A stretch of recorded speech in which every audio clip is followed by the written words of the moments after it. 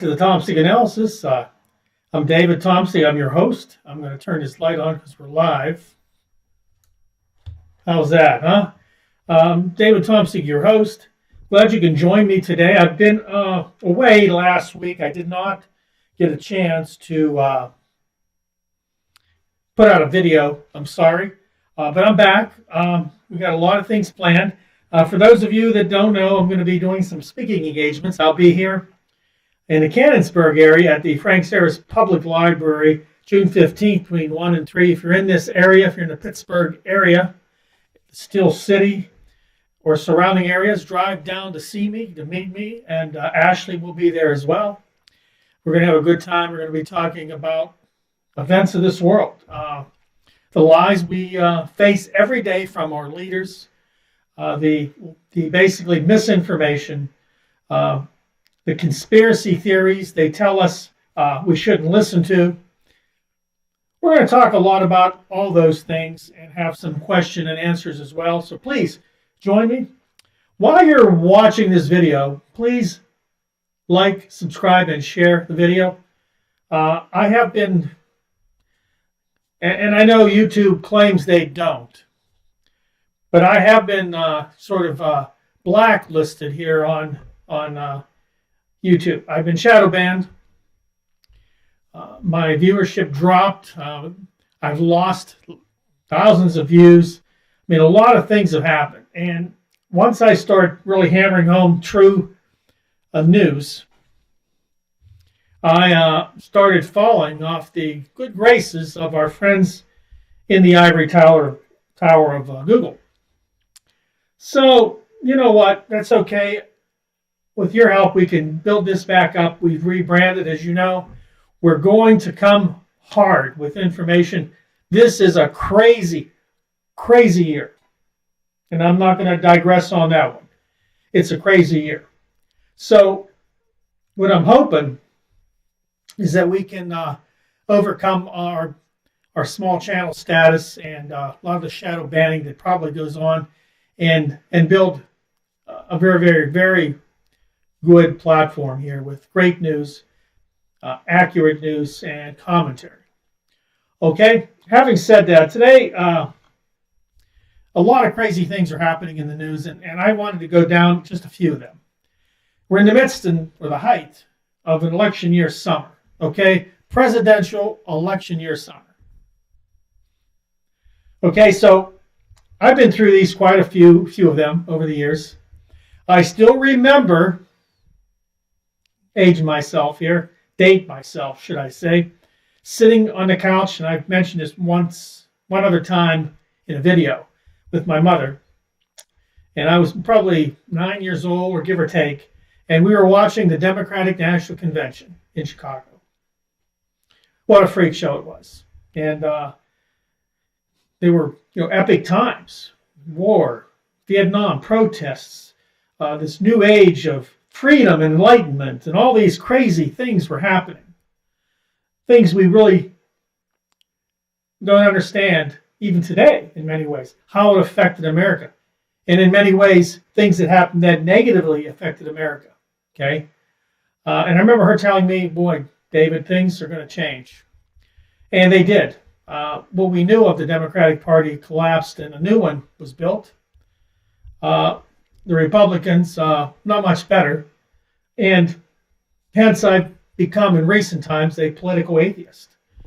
I know the gig. I know the game.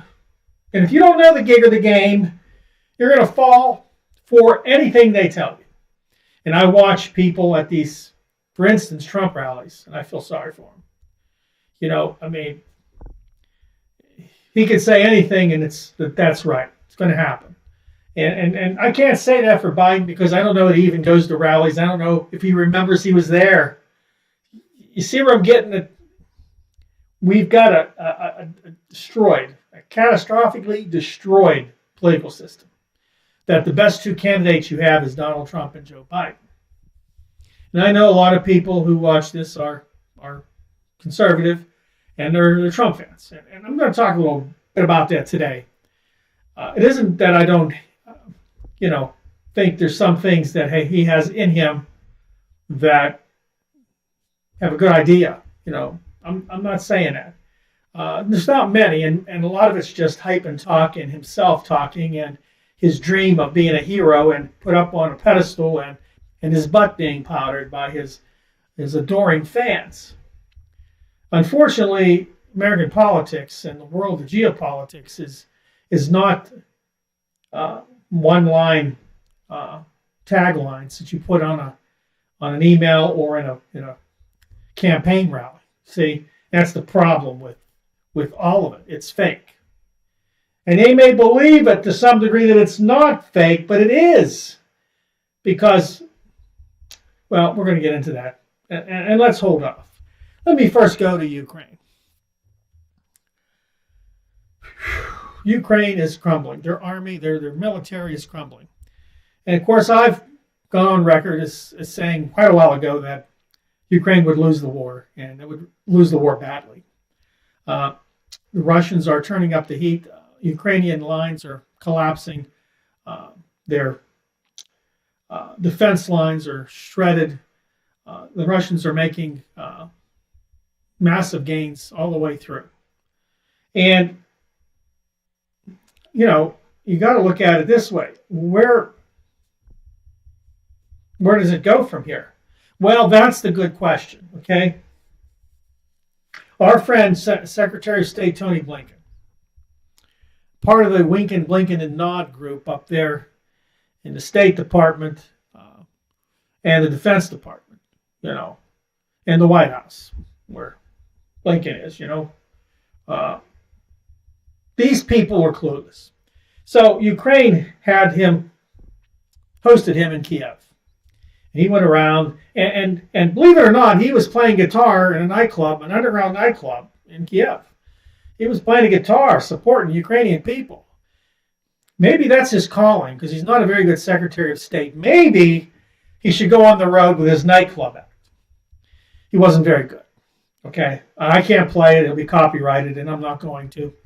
I can't figure out how to do that anyway. I don't know. Okay, so they kind of talked him into trying to get the White House, the Biden administration, and the Defense Department, and all those who have to sign off or nod their heads to sign off on attacking Russia with American-made missiles, long-range missiles, into the heart of Russia. Okay? Okay, what can go wrong here? Well, you might say, well, Russia's attacking Ukraine. Okay, well, yeah. I think what you're looking there is that most of the cities that are under fire are empty now. Yeah, there's going to be problems with civilians in many cases, but firing long-range missiles into Russia, and they have done this already, hitting civilian buildings, apartment buildings, I don't know if they can control these missiles. I believe they're ATACMS missiles made by the U.S. Okay, so what can go wrong here? I mean, if they want to do it, go ahead. I mean, I'm not fighting in that war. What I'm worried about is you and me. David, why are you worried about me and you? Well, let me tell you. And I'm going to digress a little. I want to live. I don't want a bomb blowing up over Pittsburgh, nuclear-wise, and incinerating my city, my area, and killing my friends and me. Over what? Ideology? That's what this is about, remember. This is about ideology, this whole war. And I've talked about this, and I'm not going to go down that rabbit hole. I'm not going to digress that far. I'm working on a book. I'll let you know what that title is right now. It's called Death by Ideology. And we could be the first ones, not the first ones to experience it, but we'll experience it if we keep poking this bear. Okay, so let me backtrack a little, digress a little bit. Our friend Emmanuel Macron, the president of France, little Napoleon, I call him. And he was boasting his chest up. Well, we're going to send the French Foreign Legion into Ukraine. We're going to start sending troops in and this and that. And he basically threatened to escalate the war with NATO troops, including French Foreign Legion. He alluded to there'd be other countries that might go in with him. and that they would start attacking Russia, using their missiles and such, and coming to the aid of the Ukrainians. They had told the Ukrainians, just let us know, we'll come to you. Okay.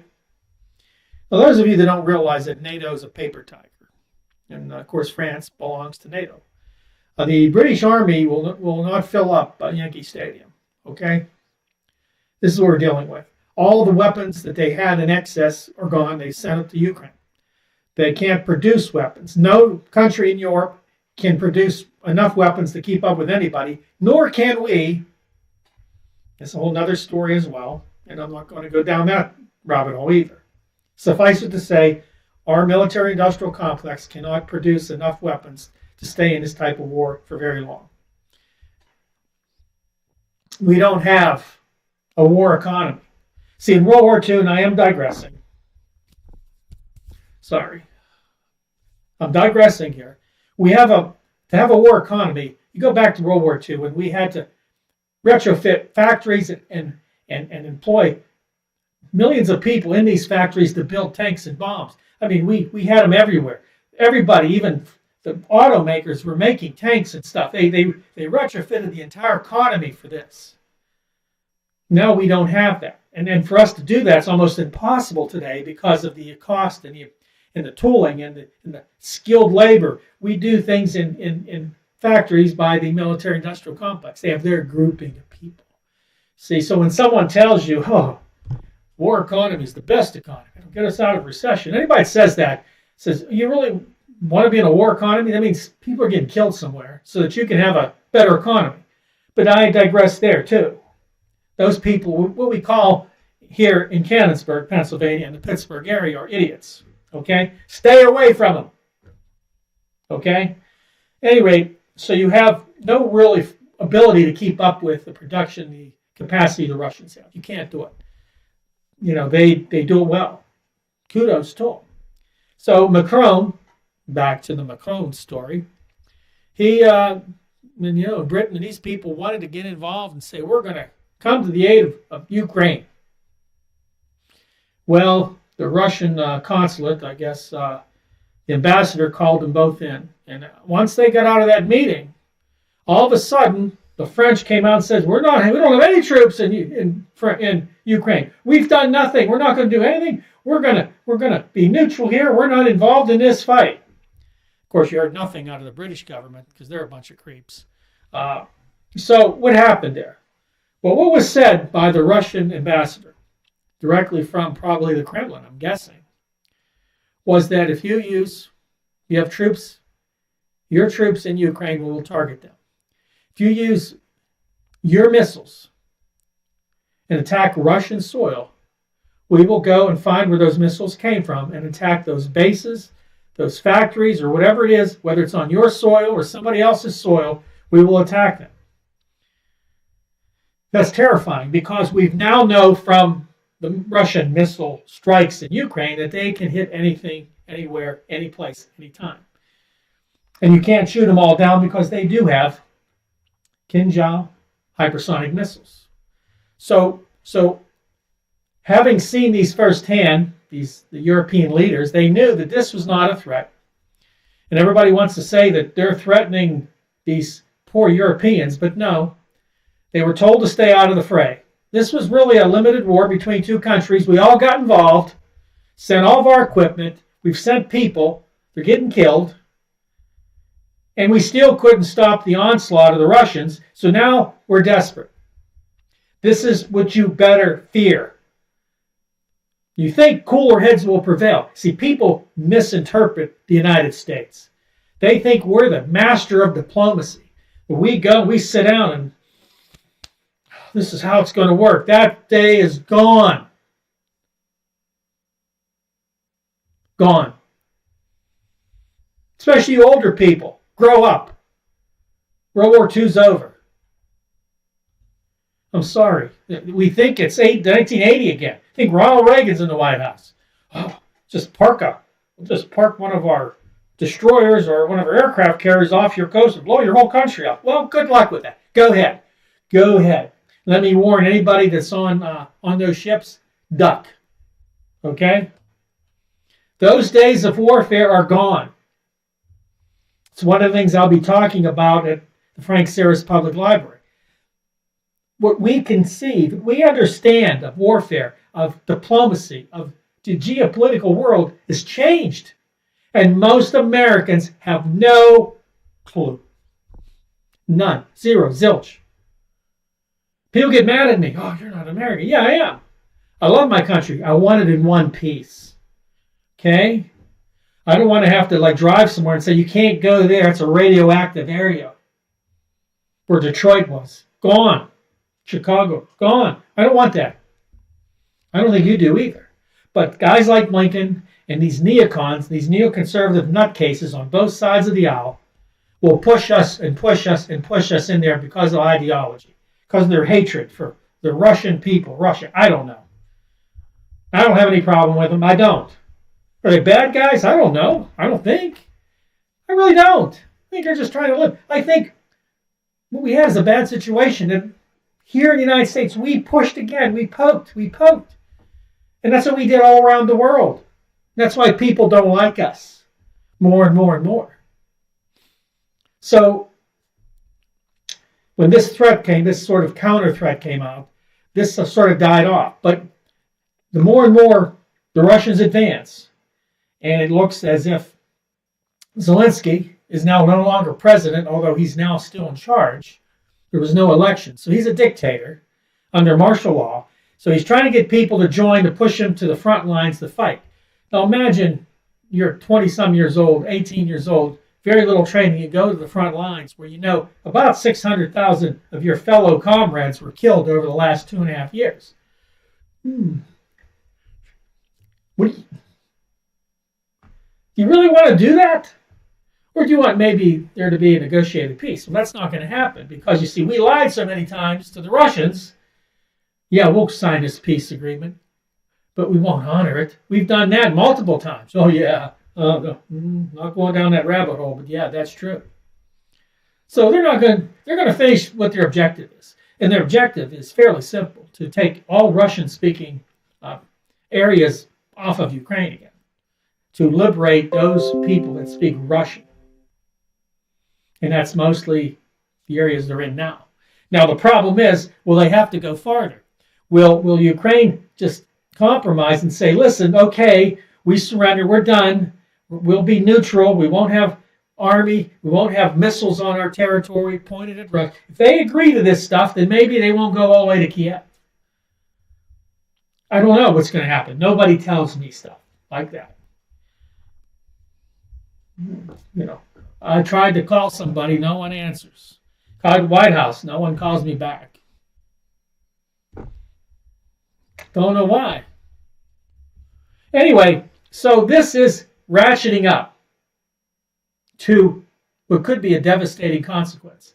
Because if we escalate and start firing American-made missiles into Russia, they will retaliate.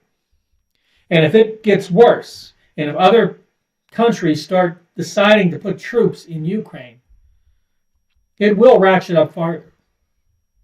And eventually, easily, could go nuclear. Now, of course, Ukraine's doing this on purpose. They are trying very hard to piss Russia off so much. That's a French word. Get it? To aggravate Russia so much that they make a move and then everybody gets involved. See, that's the only hope Ukraine has, is to get everybody else involved. Kill more people from other countries so that they can survive their little petty, crumbling world there in Ukraine. And yes, corrupt world. Not necessarily Ukrainian people, but their government, yeah, corrupt. Child trafficking, drugs, money laundering. Go down the list, they're at the top of the list. Let's protect them. Oh, it's for freedom. Well, there's no freedom for reporters in Ukraine either. No freedom. There's only one TV station that gives news now, the Ukrainian news, as per the Zelensky regime. Catholics and or should I say, Russian Orthodox people, pastors have been arrested. You can't do a lot of things in Ukraine anymore, but it's for freedom. And of course, they persecuted the Russians, the Russian-speaking people. That's well known. Nobody wants to talk about it. They just attacked us. That's the lies we get from our country, because it's an ideology. And it goes back to geopolitics that nobody ever wants to talk about.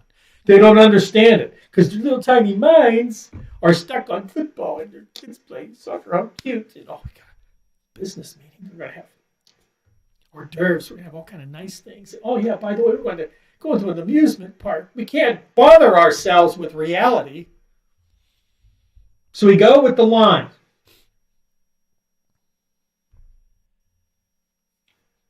The party line. Oh, everybody's bad. We're good. Don't worry about it. Go to your football game. We'll take care of it.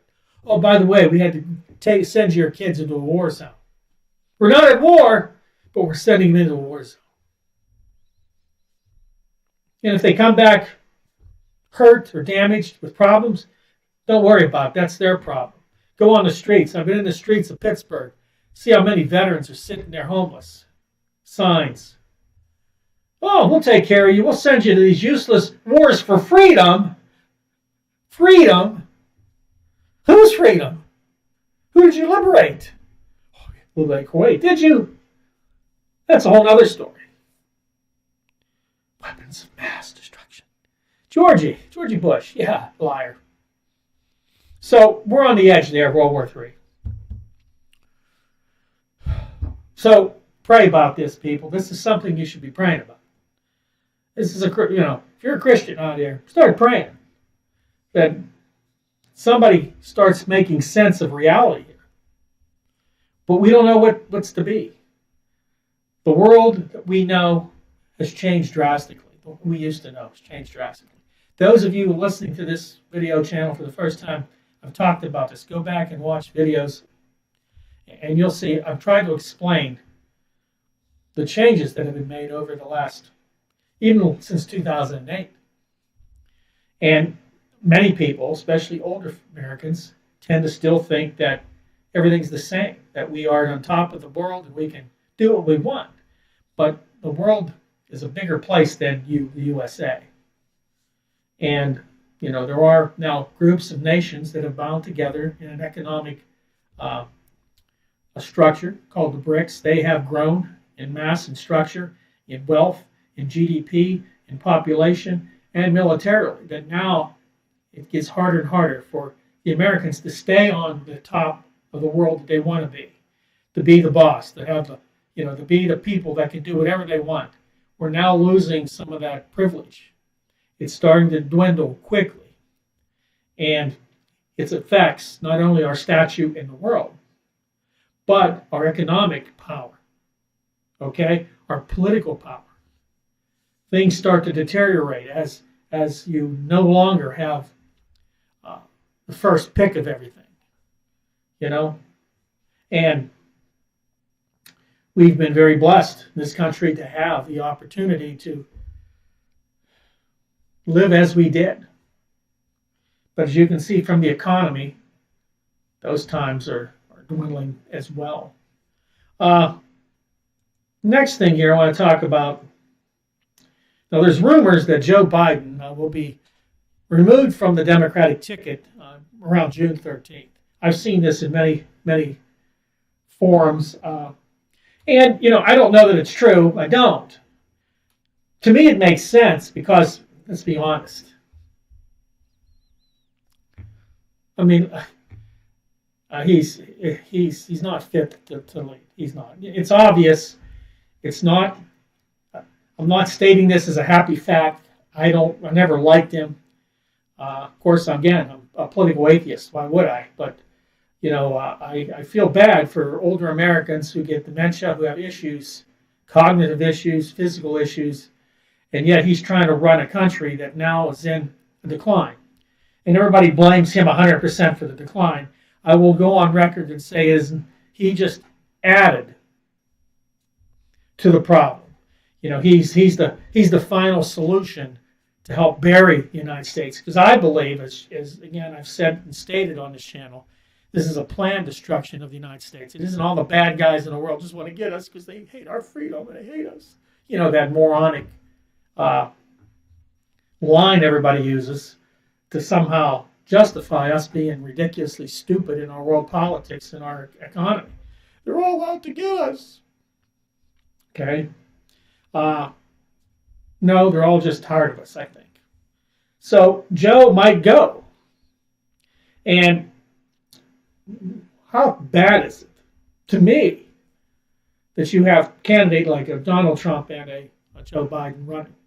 Now, those that love Donald, okay, you can love him all you want. I don't care. I really don't. But critically, if you critically look and not listen to the hype from all the groups that love him, you know, you just look at the reality. He's not really fit for the job either. He's a businessman. Yeah, but the United States government's not a business. Sorry, it's not. You can't run it like a business. And from the looks at some of the numbers, he bankrupted his business then if it was a business back when he was president.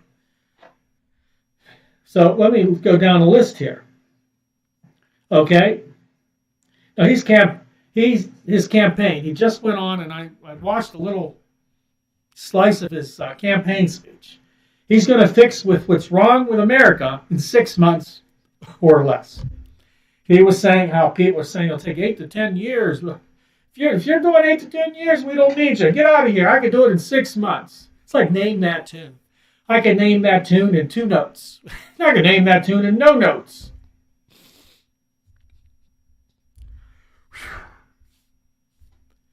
Okay. Now I assume his fixing America has to do with fixing the world as well, right? Because that's included. Is he going to stop? And he's made mention he'll stop both wars instantly. Okay, he doesn't say how. This is the problem with every political candidate. Bob Casey here in Pennsylvania talked about him. He's running on a platform as a Democrat for the Senate, I believe. That he's going to make sure that these food manufacturers. One of the things is that they have these less food in a package. Shrinkflation, we called it years ago.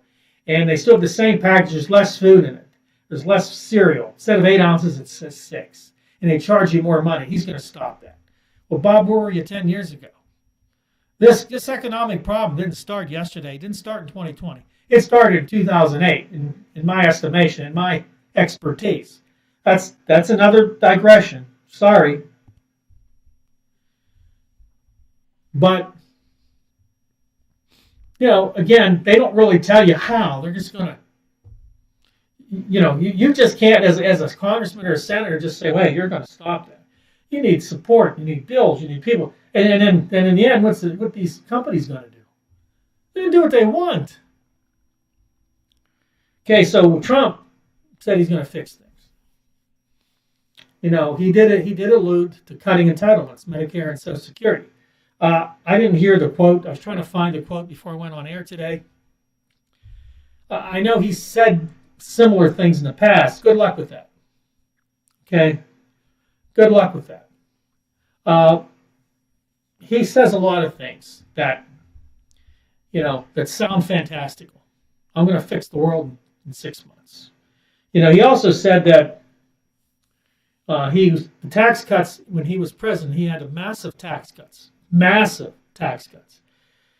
And he said they would help grow the economy. He said you'd have 4.5 and even 6% growth. Okay, that's GDP growth, gross domestic product. For those of you that don't know, it's the bushel of product all the things we do in the United States for economically is in that bushel. He's going to grow it from whatever it was, 2%, 2.33%, up to 3, to 4, 4.5, and even 6 possibly. Because now, obviously, someone told him. He had no understanding of it. Now, I know some of you think he's a genius. He understood all that. He admitted he knows very little about how the economy works. He's admitted that multiple times. So stop. Oh, he's an expert. No, he doesn't. And if he had known what he was saying, he wouldn't have said what he said about GDP. I am an expert, so I'm telling you. Okay, so you go back. If you exclude the 2020 pandemic, after inflation growth was 2.6%, 7% for Donald Trump. If you take out the pandemic-induced inflation, you take, or say the pandemic-induced recession, if you put that into it, the average drops from 2.67% to 1.45%. That was the GDP under Trump. Now just so you don't know, 1.45% is a lot less than 6. 6, 1.45. 6, 1.45. Where's that fulfilling your promise? Just to contrast this, under Barack Obama, excuse me, his second and last term, GDP under him was 2.33. Not great, but it was there. So even if you go with the 2.67, how far off of that was that from Obama? Okay, you had these high hopes. You go back to the tax cuts, they just never performed like he said they would. You see, tax cuts are tricky. And, he believed, like many, many Republicans, and they scare me as well as Democrats in different ways. Both these parties scare me. Some scare me more than others. The Democrats scare me with their social crazy talk. You can be 15,000 genders at one time, whatever they believe. And the Republicans are just scary because they love making money. Love money. They love it. Freedom and money. Except it's not for everybody because they make sure it isn't. Okay, you see where I'm going here. So the problem with Republicans is they believe in the concept of unlimited growth. I've talked about this. Unlimited growth. And someone put it to me like this many years ago when I was a right-wing crazy. And I was. Watched Fox 24 hours a day almost. Truth. So, if you have a pie, and it's apple. Say, what's your favorite pie? Say it's an apple pie. Or everybody likes an apple pie, right? And people are taking their slice. Americans are taking their slice. You go, someone takes the last slice, and just when you think you were not going to get yours, that pie's full again. It just appears. No one baked it. It just showed up there. Full, and then you get your slice until that pie's empty, and then the next person comes and goes, where's my piece? And it appears magically again. Unlimited growth. We got energy for billions of years. We can do everything. We're going to continue to build sky high rises and plazas. So many people live in areas where there's plazas everywhere. Build them. They will come. It's like Field of Dreams, except there's no dreams. And you took the field out where deer and animals used to live and trees, and you replaced it with an ugly, sickly concrete plaza with parking. So this is where Donald Trump comes from. So he had the belief that these cuts, these tax cuts, were disproportionately favored to corporations and those with extreme wealth, which is true. All of us got a little bit. But who got the biggest part of it? Because it was massive. And I didn't look it up, and I wasn't going to. It was massive tax cut. He cut the taxes. The problem is that it went to the richest of the rich and the biggest corporations of the biggest corporations. The fact that under Trump, he said that he would cut the deficit, but the deficit went up. It went up from projected $569 billion to $779 billion under Trump. It only got worse. It rose $300 billion more to $984 billion in 2019 under Trump. Then if you throw in the pandemic year, went up to $3.1 trillion. And he was behind sending all the paychecks out for everybody as well. He wasn't fiscally responsible. Again, he did the same type of things Barack Obama did. And what did Barack Obama do? After the 2008 financial crash, and listen carefully, put the phone down. Thank you, sir. After that 2008 financial crash, he had the Fed cut interest rates to zero, or they did. He didn't ask them. They did. That's what they do. And they printed money and pushed it into the markets, pushed it into everywhere to keep the world going. And Barack Obama let him do that for his 8-year term. And that's why he kept and maintained at 2.33% GDP, because there was money being produced, printed, and thrown into the economy. Trump did the same thing. He promised he wouldn't do it. I remember the statement when he said Obama allowed the Fed to keep interest rates at zero, and told them to continue to print money. Well, he didn't tell them that. They were going to do it anyway. But under him, they did. What did Trump do? Same thing. Keep them presses going. Get interest rates back down to zero, because the economy started to crumble. See, it's all facade. He's no different than any of them. And those of you that want to stand by and say, oh, he's fantastic, his economy was great. No, it wasn't. Not according to the numbers. The Office of Management Budget. Listen, it's the same calculations we use today with Jojo. Jojo Biden's GDP is higher, but that's because, again, what we do? Printed inflation, increased the cost of everything, which then GDP goes up because it's adjusted for that, and GDP goes up because everything costs more. And then you have this whole continue to print money. The Fed still print money, even though interest rates are higher. They're still printing money. And yet the economy now is teetered because of it. It's now run out of juice. It's now starting to fade. The stock market, totally fake. It doesn't reflect America. That's what everybody used to say. Remember that?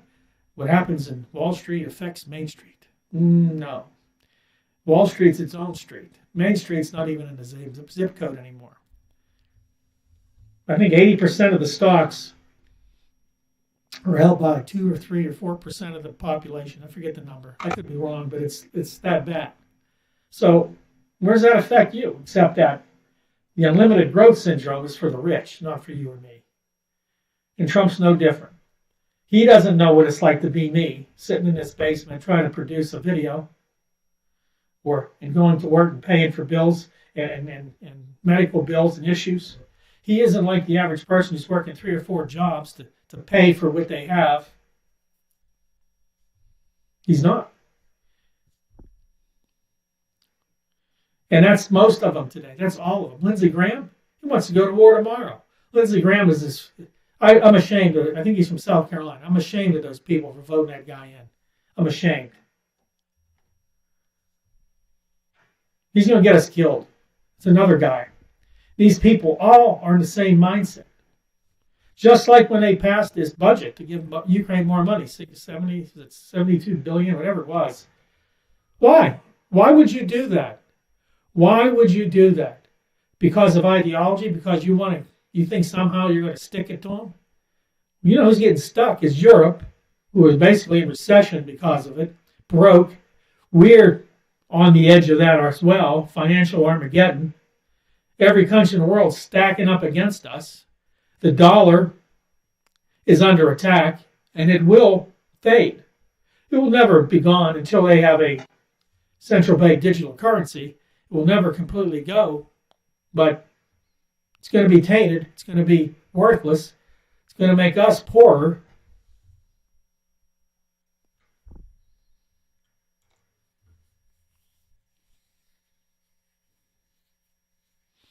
And so Trump wants to do all these things with fixing everything in 6 months.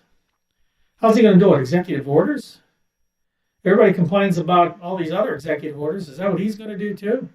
You know what bothered me about Donald Trump? In this whole entitlement world that he wants to cut Social Security and Medicare and all this stuff. What gets to me is that when he had a chance to pardon Julian Assange, get him in here and pardon him, or Jeffrey Snowden, he had a chance to pardon him. and they told him to pardon him. And his bar and his people told him not to, talked him out of it. He made a promise, do it. Those are heroes to me. If they're not a hero to you, there's something wrong with you. We make bad guys out of everybody. And I'm tired of hearing stupid comments about what's happening around the world when people have no clue. It's the ideology of the American way. Exceptionalism. That's another one. The ideology of American exceptionalism. If you don't think like us, if you protest, if you're protesting somewhere, you're a communist, a liberal, and some other name, you're called all these things. I don't know where they get this. Whatever those people are, the Constitution of the United States gives them that right. So if you don't understand it, grow up. You don't have to like them. You just have to respect the right for them to do what they're doing. You see, we talk about our freedoms, and we want to be free. Donald Trump's going to make us free and all this stuff, but yet he does the same draconian things everybody else does. He will point out things, and he wants to crack down on everything. The problem is, you've got to do it according to the law and according to the Constitution. And if someone's protesting for some reason, that's their right to do, as long as they're not violent. I remember the 60s. Wow, there was some violence there. But for the most part, most of them people, we're not all communists, okay? Oh, they're all communists. I don't think they could spell communism, half these people. It was a time where people realized for once that, wait a minute, what are we doing in Southeast Asia? Why are we fighting people and having our guys killed and sent back in body bags? Why is that again? You don't need to be a communist, a liberal, conservative, or anybody else to figure that one out. And yeah, were a lot of people communists? Sure. A lot of people liberals? Yes. A lot of people right-wing conservative crazies? Oh, yes. Believe me, no one's without sin here. There's an issue with everything, and that's why I became who I am. So that maybe some of you could throw that ideology out of your heads. Get it all out. Deprogram. Deprogram. And become something of a peacemaker. Of a person who can understand both sides, who can pray for people, no matter how much you don't like them, to understand the plight of people who are in the midst of horrible situations around the world, in the midst of war, who are on the streets of America, instead of pointing their finger at them, they're all drug addicts, and they're all this, and they're all that, and they're just, to make excuses for them, or no, make an excuse for yourself not to have sympathy for them. They're making hundreds of thousands of dollars begging for money. Are they?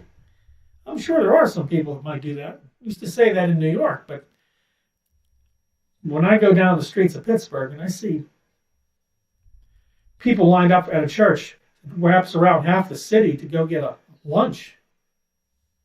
See people in tents, it's 20 degrees, and they're sitting there in a chair outside or underneath a truck stop or one of those bus stops.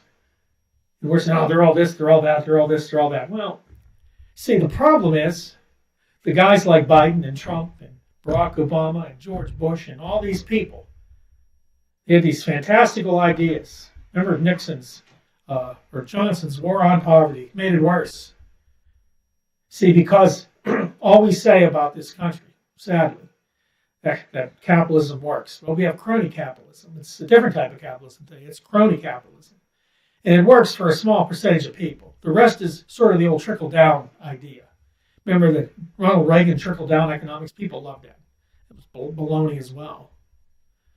I'm a waitress, and I got 4 more cents because they trickled down. Thank you so much. I should be so happy that a rich person came in and tipped me an extra $1.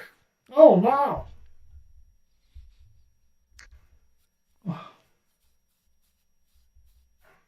I know I'm on a roll today. Off the rails. Listen, I'm going to be, and I mentioned this before and have failed to do it, going on Patreon. Look for me there. Probably within the next few days, maybe I will have a video and I'll put it on Patreon. It'll be exclusive content. It's not going to be, I can get deeper into details that you really can't do here on YouTube. Now, Patreon is a pay service. I think it starts at $5 a month. That helps support us. We need your support. I know Ashley comes in once a month and helps out, and she'll be at the event I am having at the Sarah's Public Library in Canonsburg. She'll be there helping me out as well, and we do this for nothing, zero. We've sort of been targeted. We've been put at the bottom of the YouTube playlists. We're trying to grow, and we have a message, and I know not everybody likes the message, so that's okay. But you can support us, and the first way to do that is when we're on Patreon, go and join, listen to the videos. The other way you can help is watch these videos all the way through, share them, like them. All these things matter. If you know people that are, a lot of people have no clue how to get on video on YouTube. Help them out.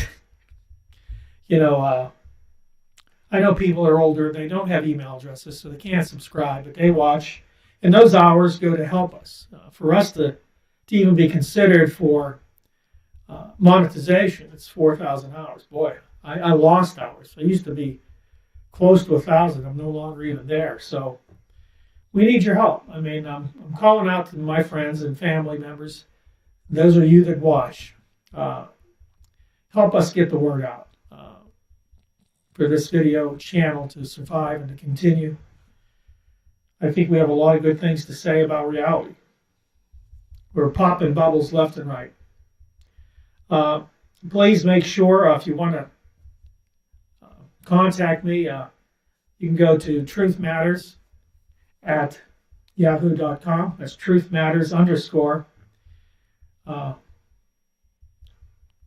at yahoo.com. You could, of course, use a comment in the comments section. Get back to you as soon as I can. Watch us. Pray for us. And, of course, we're just glad that you have joined with us in the battle for truth, because truth matters. Listen, that's all the time I have today. I thank you for joining us. God bless you. Remember, Jesus is still Lord. And I'll see you next time right here on Tom Sick Analysis.